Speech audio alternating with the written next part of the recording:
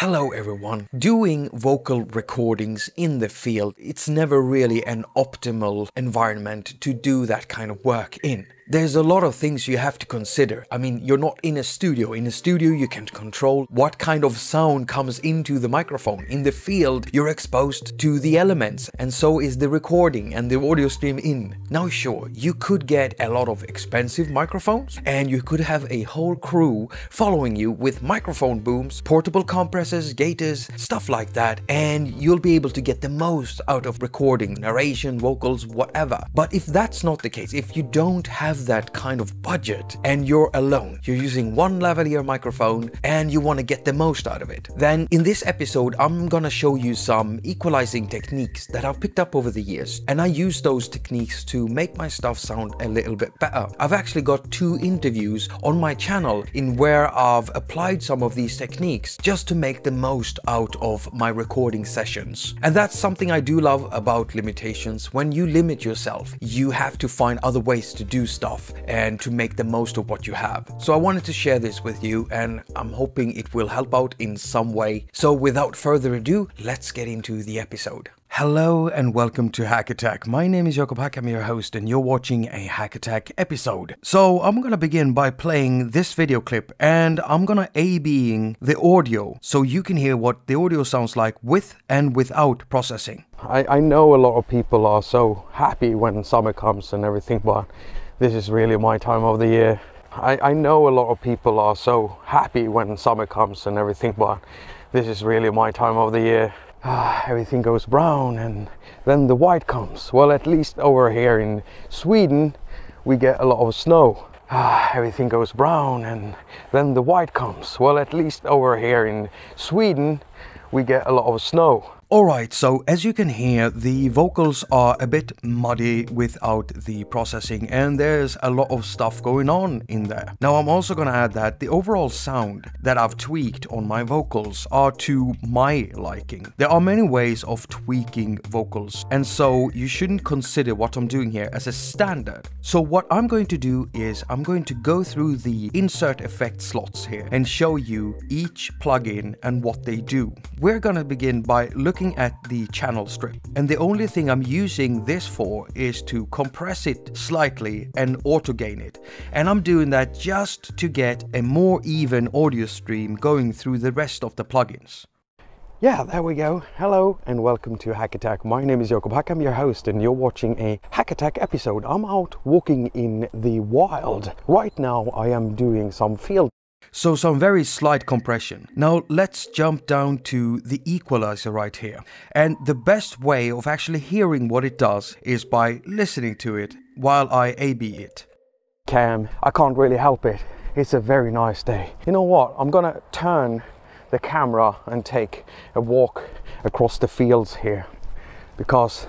And so I'm gonna tell you exactly what I've done and why I've done it. So we're gonna begin by double tapping all of the nodes so we get them resetted and turn them off. And here we come to another thing that I really wish that the next update for CUBASIS would bring, and that is I would love a spectrum analyzer in here just to see the stuff that my ears can't really pick up. The first thing I always do is to cut off a lot of the low end, and I'm gonna cut it off around 70 hertz. Alright, so we're going to turn on the next node. There are some spikes down in the nether region that are so annoying to my ears that it hurts, and we're going to find the first one by going down. We're gonna up the Q point so we get a really sharp slope like that. Icky Cam, I can't really help it. It's a very nice day. You know what? I'm gonna turn the camera and take a walk across the fields here because that certain tone, I don't like it. So I'm gonna filter it off by just pulling down on the volume for it. I think the slope is too steep and 8 decibels might just be too much.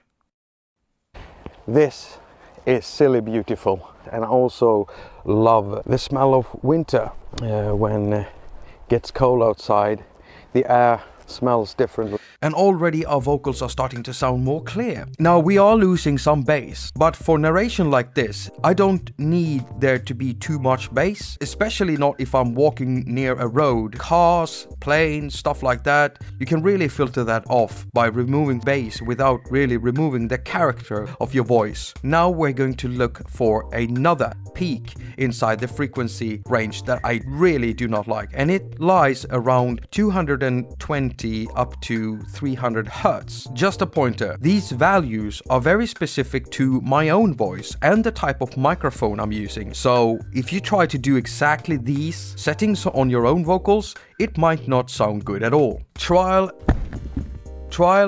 Trial and error is the ruler. Now I'm gonna turn up the cue point. Alright, let's listen to this and find that frequency. Nice day. You know what? I'm gonna turn the camera and take a walk across the fields here, because this is silly beautiful, and I also love the smell of winter when... It sounds almost as if my voice is trapped inside a jar. Not that steep. And then I'm gonna pull down on it, and let's listen to it while I do that. Just breathing feels differently. I know a lot of people are so happy when summer comes and everything, but this is really my time of the year. Everything goes brown and... And let's A-B this now.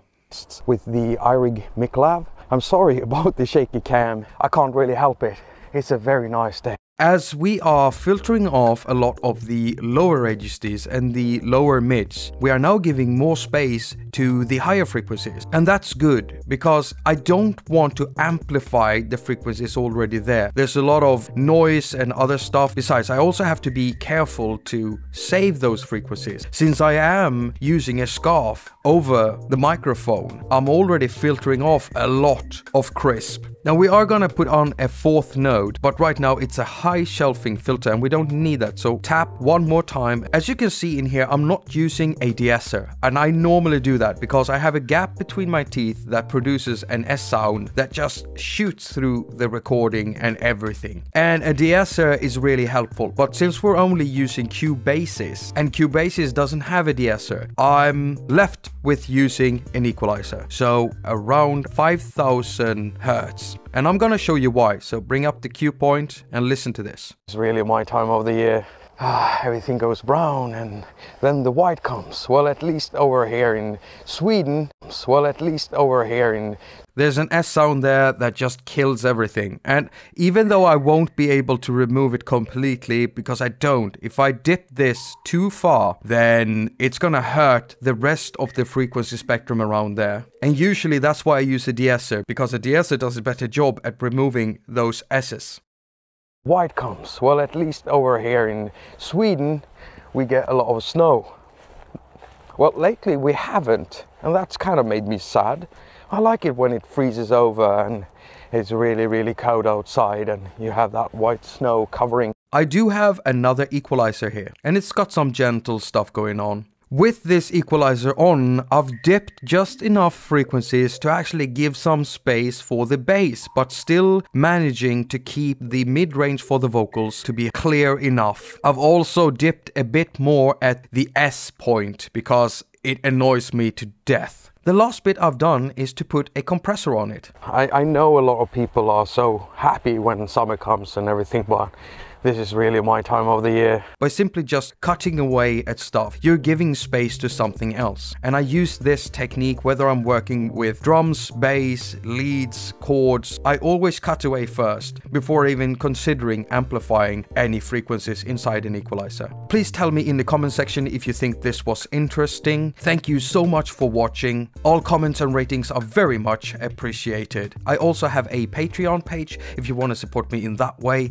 then you can see the address right here, and you can also find it down in the description, together with iOS musicians resource links, links to social networks pages where you can find yours truly, and a link to CUBASIS, of course. As usual, I wish you a very productive week. Now go finger all of your stuff and have a lot of fun doing it.